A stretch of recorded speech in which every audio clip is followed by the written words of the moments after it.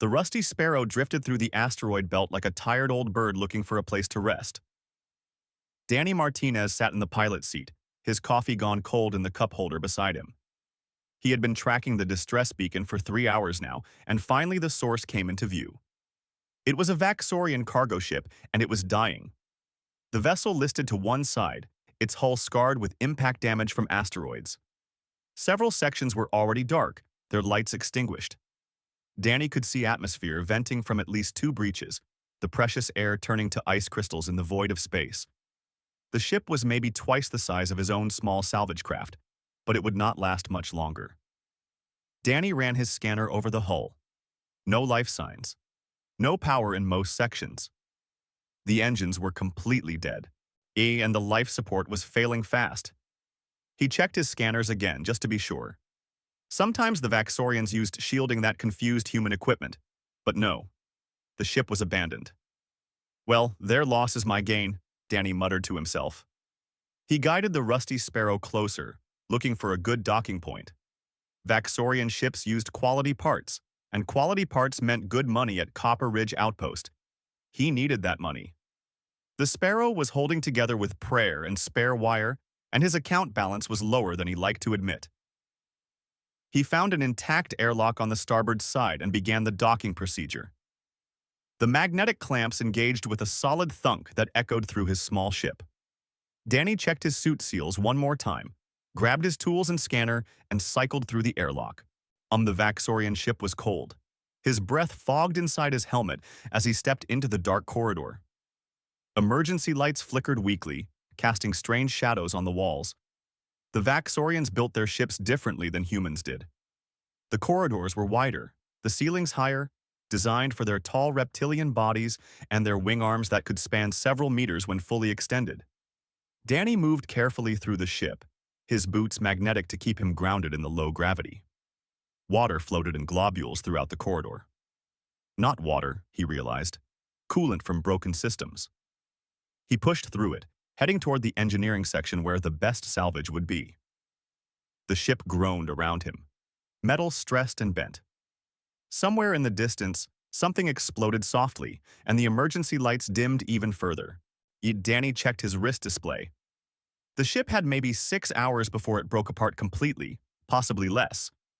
He worked quickly, removing access panels and pulling out intact circuit boards and power cells.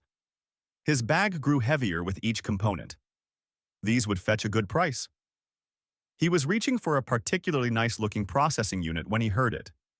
A sound. Faint, but definitely a sound. Danny froze. His scanner had shown no life signs. He checked it again. Still nothing. But he had heard something, he was sure of it. It came from below, from the lower cargo decks. He should leave. The ship was breaking apart, and his bag was already full of good salvage. But Danny had always been too curious for his own good. He found the access ladder and began to climb down. The lower deck was flooded. Not with coolant this time, but with actual water from the ship's recycling systems. It reached up to Danny's knees, cold even through his suit. The emergency lights here were almost completely dead, and he had to use his helmet lamp to see. The sound came again. A sort of chirping, clicking noise. It sounded distressed. Danny waded through the water, following the sound. It led him to a sealed cargo bay at the far end of the deck. The door controls were smashed, deliberately destroyed from the outside. Someone had wanted to make sure this door stayed closed. He examined the lock mechanism. It would take time to override, but he had the tools. As he worked, the sounds from inside grew more frequent. Whatever was in there knew he was on the other side. The lock finally gave way with a hiss of equalizing pressure. Danny pulled the door open and shone his light inside. A small Vaxorian hatchling crouched in the far corner of the bay, surrounded by water that reached its midsection.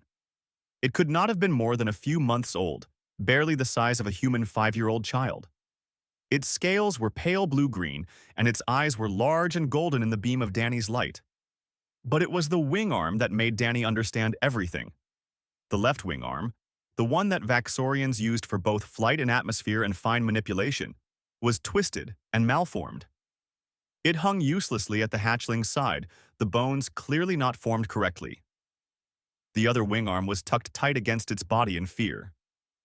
Danny had heard stories about the Vaxorians, about how they valued perfection and strength, about how they dealt with hatchlings that did not meet their standards. He had never wanted to believe those stories were true. The hatchling made a low hissing sound, backing further into the corner. It was terrified, but it was also trying to look threatening. Its small teeth were bared, and its good wing arm was raised defensively. "Easy there, little one," Danny said softly, even though the hatchling probably could not understand English. "I'm not going to hurt you." The ship groaned again, louder this time.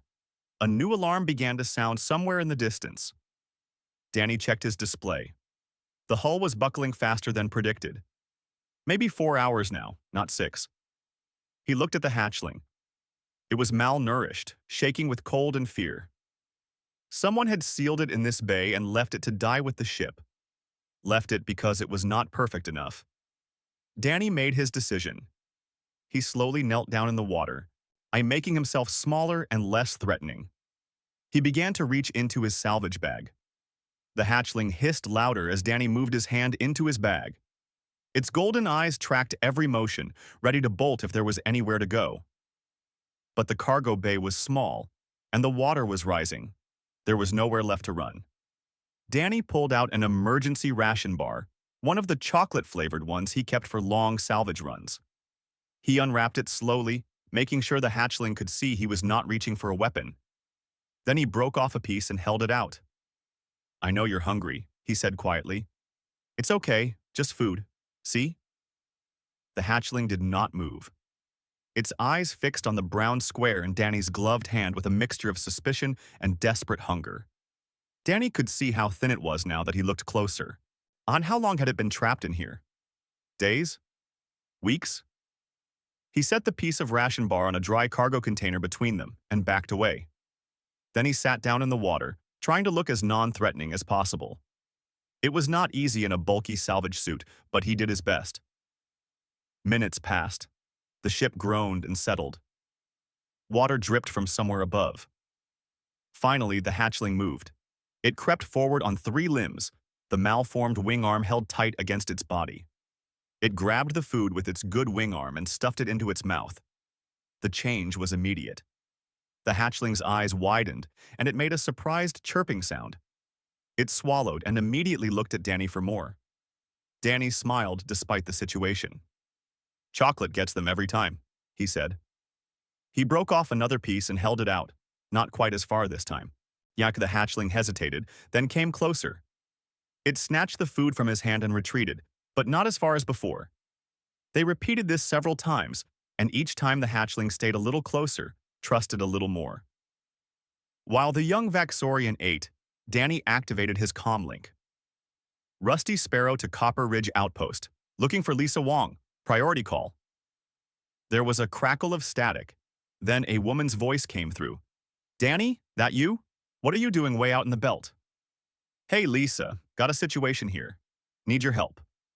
Danny kept his voice calm and steady, not wanting to spook the hatchling. "I found a Vaxorian hatchling. Young one, maybe a few months old. It's malnourished and scared. What do I need to know?" The silence on the other end lasted too long. When Lisa spoke again, her voice was tight with concern. "Danny, please tell me you're joking. Where did you find a Vaxorian hatchling?" "Abandoned cargo ship in Sector 7. Someone sealed it in a bay and left it here." "Left it? Danny, the Vaxorians don't just leave their young, unless—" Lisa paused. "Does it have any deformities? Any physical problems?" Danny looked at the hatchling, who was now watching him with less fear and more curiosity. "Yeah, left wing arm is malformed. Looks like it never developed right." "Oh no." "Danny, listen to me carefully. If the Vaxorians abandoned that hatchling, they did it on purpose. It's part of their culture. They believe imperfect hatchlings bring dishonor. If you take it, you could cause a serious diplomatic incident." "So I should just leave it here to die?" Danny asked. The hatchling tilted its head at the tone in his voice, as if it could sense his anger. I'm not saying that. I'm just warning you what you're getting into. But if you're committed, Lisa sighed. Vaxorian hatchlings need protein, lots of it. They're carnivorous, but they can handle processed foods in an emergency. Keep it warm. They're cold-blooded, so temperature regulation is critical. And Danny? Don't make any sudden movements. Even young ones have sharp teeth and claws. Got it. Thanks, Lisa. Be careful. Call me when you get back to the outpost. We'll figure this out. The comlink went silent. Danny looked at the hatchling, who had finished the ration bar and was now eyeing his salvage bag with interest. You heard the lady. We need to get you somewhere warm. He stood up slowly. The hatchling tensed but did not run. Danny began to look around the cargo bay for anything useful. He found a thermal blanket in an emergency locker, still sealed in its package. He also found what looked like a Vaxorian medical kit, though he had no idea how to use most of the equipment inside. The ship lurched suddenly. The lights went completely dark for a moment before the emergency systems kicked back in. An automated voice began speaking in the Vaxorian language, the words harsh and clicking. Danny did not need to understand the language to know what it meant. Time was running out. Okay, little one, we need to go, now. He opened the thermal blanket and held it out. I know you don't trust me yet, but this ship is going to break apart. You understand danger, right? You understand we need to leave? The hatchling looked at him, then at the door, then back at him. It made a decision. It moved toward Danny, slowly, carefully. Or when it was close enough, Danny wrapped the thermal blanket around its small body, careful not to touch the malformed wing arm.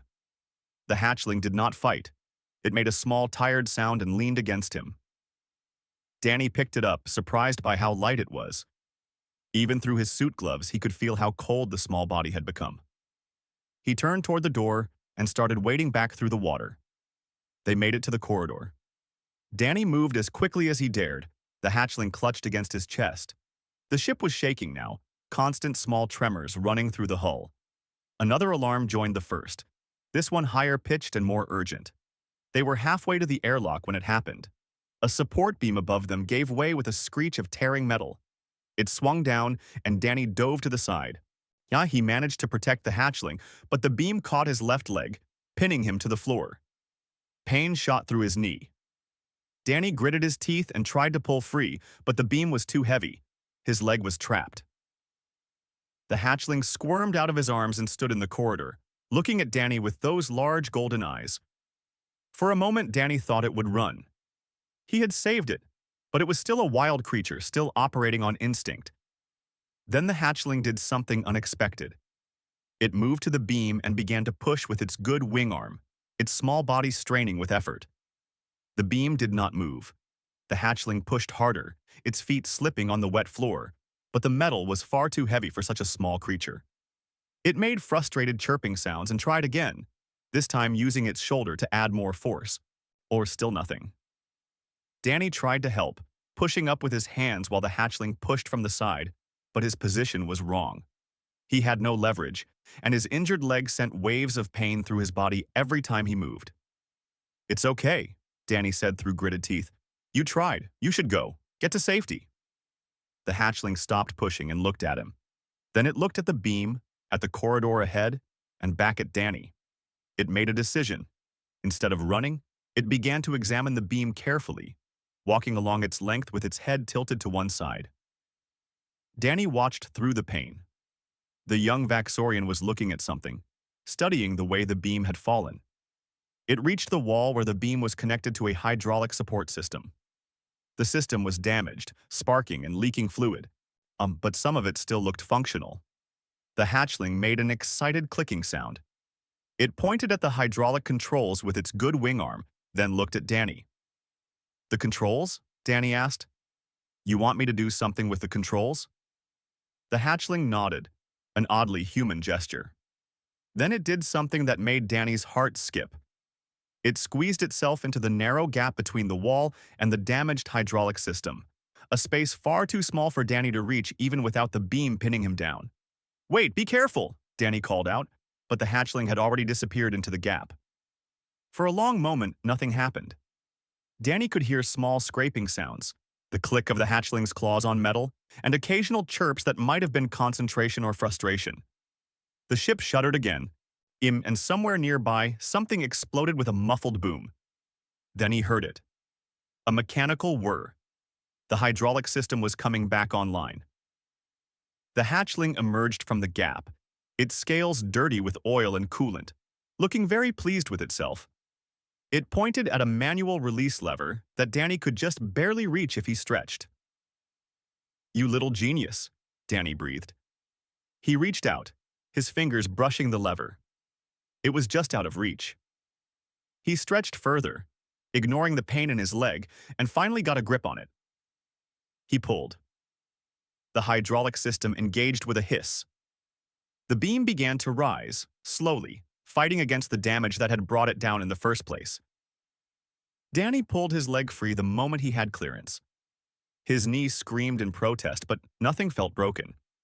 Badly bruised, definitely, but he could move. The beam crashed back down the moment he was clear, the damaged hydraulics giving out completely. If he had been even a few seconds slower, he would have been trapped again.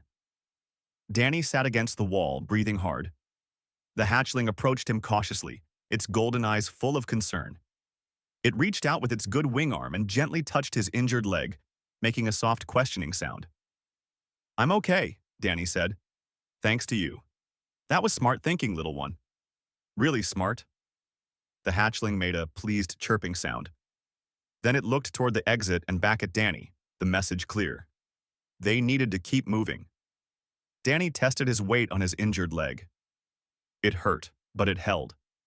He could walk, though not quickly. He looked at the hatchling. "We're going to have to work together. You help me, I help you. Our deal?" The hatchling tilted its head, then moved to Danny's side. It pressed against his good leg, offering support like a living crutch. Together, they began to move down the corridor. It was slow going. Danny limped heavily, leaning on the wall with one hand and trying not to put too much weight on the small creature helping him. The hatchling stayed with him, adjusting its position whenever he needed to shift his weight. They passed through sections of the ship that were barely holding together. Exposed wiring sparked overhead.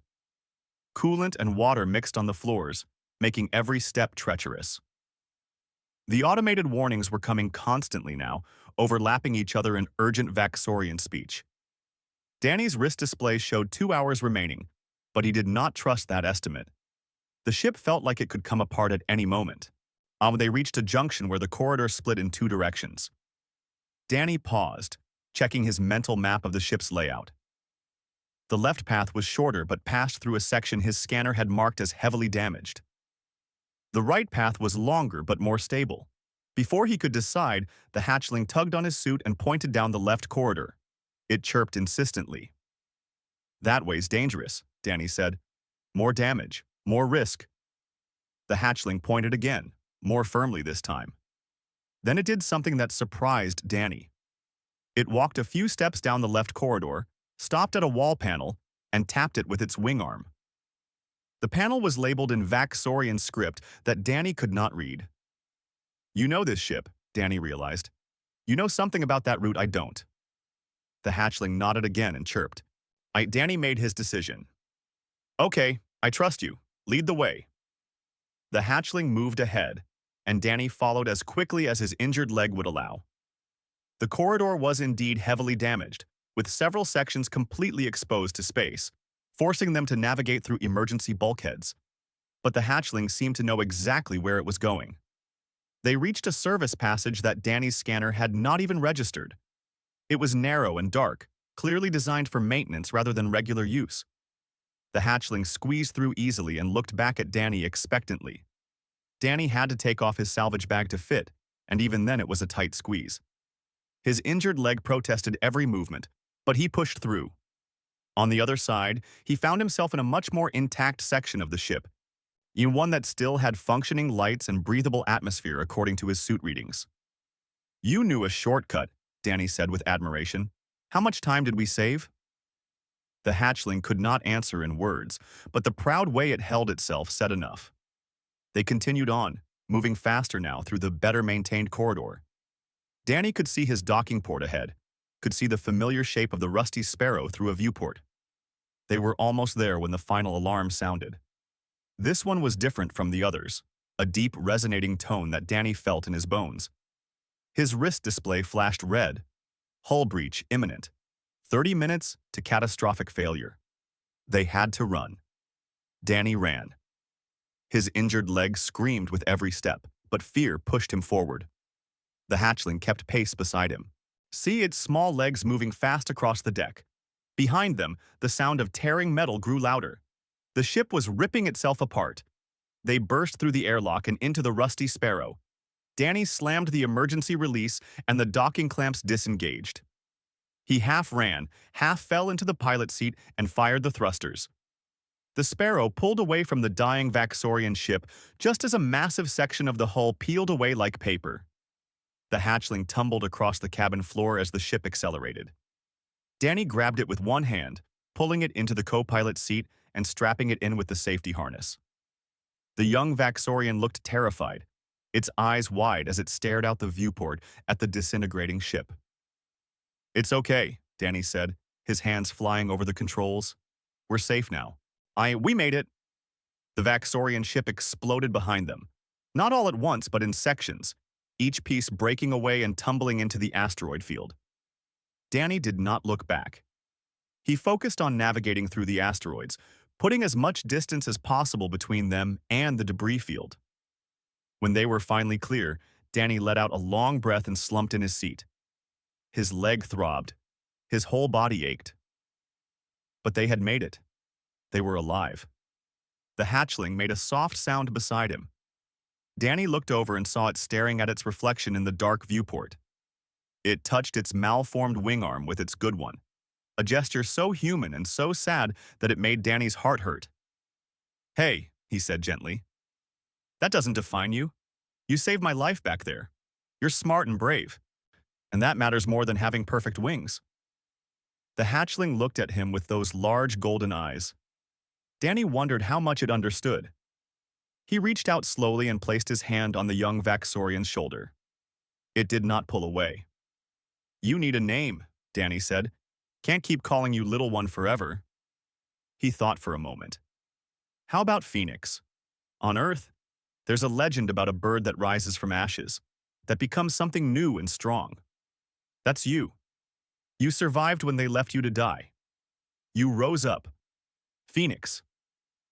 The hatchling tilted its head, then made a soft chirping sound that almost sounded like it was trying to repeat the word. "Phoenix," Danny smiled. "Close enough. Welcome aboard, Phoenix." The journey to Copper Ridge Outpost took 6 hours, but Danny spent the time treating his injured leg and making Phoenix comfortable. He set up a heating pad in the cargo area and gave the young Vaxorian more food from his emergency supplies. Phoenix ate hungrily, then curled up on the warm pad and fell into an exhausted sleep. Danny watched the hatchling sleep and tried not to think about what came next. He had saved a life, but Lisa's warning echoed in his mind. The Vaxorians would not be happy about this. There could be serious consequences. But when he looked at Phoenix, sleeping peacefully for probably the first time in weeks, he knew he had made the right choice. Copper Ridge Outpost appeared on his sensors. It was a small station, just a trading post and repair facility on the edge of human-controlled space. Home to maybe 300 people on a good day. Danny requested docking clearance and was assigned to Bay 7. Lisa was waiting for him when he opened the airlock. She was a short woman with black hair tied back in a practical bun, wearing her usual lab coat over casual clothes. Her face was creased with worry. "Let me see it," she said without preamble. Danny led her to the cargo area where Phoenix was just waking up. The young Vaxorian saw Lisa and immediately pressed back against the wall, hissing softly. "It's okay, Phoenix," Danny said. "She's a friend. She helps people. Well, all kinds of people." Lisa approached slowly, her movements careful and non-threatening. She knelt down and made a soft clicking sound with her tongue. Phoenix's eyes widened in surprise. "You speak Vaxorian?" Danny asked. "Just a few sounds, enough to seem less scary." Lisa kept her eyes on Phoenix. "Money, poor thing is terrified, and look how thin it is. Danny, this hatchling has been neglected for weeks, maybe longer. Can you help? I can examine it, make sure there's no serious medical issues beyond the obvious." But Danny, we need to talk about the legal situation. Commander Palmer is already asking questions. Someone reported a Vaxorian ship exploding in Sector 7. When word gets out that you brought back a Vaxorian hatchling. I know, Danny said, but I couldn't leave it there. Lisa stood up and looked at him with a mix of frustration and respect. You never can leave anyone behind. It's going to get you in trouble one day. Today's not looking great either, Danny muttered. The trouble arrived faster than expected. Danny had just gotten Phoenix settled in his small quarters on the station when his comlink chirped.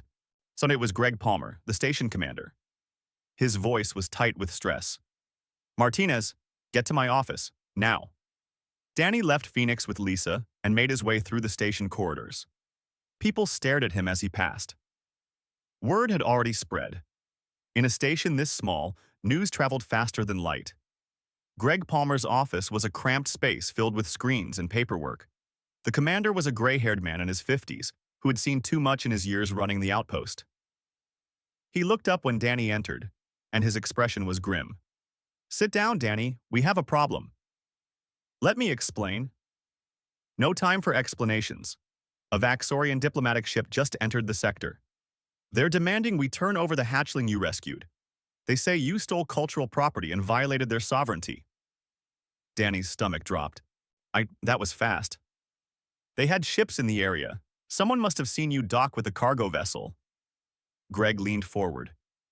Danny, I like you. You do good work, but I can't risk a diplomatic incident with the Vaxorian Empire over one hatchling. You understand what I'm saying? You want me to give Phoenix back to them. I want you to understand the position you've put me in. Put all of us in. The office door opened, and Helen Price walked in without knocking. She was the owner of the station's only cafe, a tough woman in her 60s who had lived on the frontier her whole life. Behind her came Carlos Ruiz, who ran the cargo operations. We heard, Helen said, and we're not giving that child back to die. Greg stood up. Helen, this isn't your decision. It's all our decision, Carlos interrupted. That's how we do things out here. Greg. We take care of our own. Greg looked between Helen and Carlos, then at Danny. He rubbed his face with both hands. You're asking me to stand against the Vaxorian Empire. They have warships. We have mining equipment and hope. We're asking you to stand up for what's right, Helen said firmly. That hatchling is a child. A living, breathing child that someone left to die because it wasn't perfect enough for them. Before Greg could respond, the comm system crackled to life. Commander Palmer, the Vaxorian diplomatic vessel has arrived. They're requesting immediate docking and a formal meeting. Greg sighed heavily. Send them to conference room 2. Tell them I'll be there in 10 minutes. He looked at Danny. You're coming with me. If we're doing this, see we're doing it properly. The conference room was the largest space on the station, though that was not saying much. It had a long table and chairs that had seen better days. Danny stood near the back wall while Greg took his position at the head of the table. The Vaxorians entered in a group of 3. They were tall, nearly 7 feet, with scales that shimmered green and gold under the lights. Their wing arms were folded neatly against their backs, a sign of formal posture. The leader wore a sash, marked with symbols Danny did not recognize. I am Commander Zethrax of the Vaxorian Diplomatic Corps, the leader said. His English was perfect but heavily accented. We are here to reclaim stolen property and address this violation of our cultural sovereignty. The hatchling is not property, Danny said before he could stop himself. It's a living being. Zethrax's eyes fixed on Danny with cold intensity. You are the one who took what was not yours. You have no understanding of our ways, human. That creature was marked for return to the void. It is the way of our people for 10,000 years. Your way is wrong, Danny said, his voice steady despite his fear. The room fell silent. One of the other Vaxorians, younger than Zethrax, shifted uncomfortably. Greg cleared his throat. Let's all stay calm. Mr. Martinez, perhaps you should… No, Danny interrupted. I won't stay quiet about this. You left a child to die. A child that did nothing wrong except be born different. Where I come from, that's called murder. Zethrax's scales rippled with anger. You dare judge us? Your species has its own history of failures and cruelties. Do not pretend moral superiority. I'm not pretending anything, Danny said. I'm just saying that leaving a kid to die on a sinking ship is wrong. I don't care what your traditions say. The younger Vaxorian spoke up suddenly. Commander Zethrax, if I may speak? Zethrax turned sharply. Kesra, this is not— I must speak, sir. It is my duty. Kesra stepped forward, addressing Greg rather than Zethrax. I am second officer of this delegation. I wish to provide context that Commander Zethrax has not mentioned. Zethrax made a harsh clicking sound, but Kesra continued. There is growing disagreement within our society about the practice of abandoning imperfect hatchlings. Many of us, especially younger Vaxorians, believe it is wasteful and cruel. We have seen other species value all their members, regardless of physical differences, and we wonder if our old ways are truly wise. Kesra, you speak of private matters, Zethrax began. Private matters that affect how we are seen by other species, Kesra interrupted. Commander, 3 colonies have already begun to question this practice. The Council of Elders has received petitions. This is not unknown information. It is simply uncomfortable information. Danny felt a spark of hope. He was not alone in thinking this was wrong. Even within Vaxorian society, there were those who disagreed. The door to the conference room opened, and Lisa entered with an older man in formal robes. Forgive the interruption, Magistrate Cooper is here. Magistrate Kenneth Cooper was the closest thing the outer colonies had to a judge. He traveled between stations, settling disputes and handling legal matters. His presence meant this had become an official legal issue. I've been briefed on the situation, Cooper said, taking a seat at the table. Commander Zethrax, you're claiming that Mr. Martinez stole property. Mr. Martinez claims he rescued a sentient being. Under colonial law, I need to determine which is accurate. Our laws are clear, Zethrax said. The creature is ours by birth and by cultural right. But we're not in Vaxorian territory, Cooper replied. This station operates under colonial human law. And under our law, sentience matters more than origin. He looked at Danny. Where is the hatchling now? With Lisa, my friend who's a xenobiologist. The hatchling is safe. Bring it here, Cooper said. I want to see it. 10 minutes later, Lisa returned with Phoenix. And the young Vaxorian looked small and frightened in the large room full of adults. Its malformed wing arm was clearly visible, and Danny saw Zethrax's expression harden when he saw it. Phoenix saw Danny and immediately ran to him, pressing against his legs. Danny put his hand on the hatchling's shoulder protectively. Cooper studied Phoenix carefully. How old is this hatchling? Approximately 4 months, Lisa answered. Old enough to show significant cognitive ability and problem-solving skills. Can it understand us? Some. Hatchlings this age are very intelligent, capable of learning multiple languages if exposed to them. Cooper nodded slowly. He looked at Phoenix. Young one, do you understand what's happening here? Phoenix chirped softly and nodded. Do you know these Vaxorians? Cooper gestured to the delegation. Phoenix looked at them and shrank back against Danny, making a frightened sound. Do you want to go with them? Phoenix shook its head vigorously and wrapped its good wing arm around Danny's leg. Cooper sat back in his chair. That seems clear enough to me. He looked at Zethrax.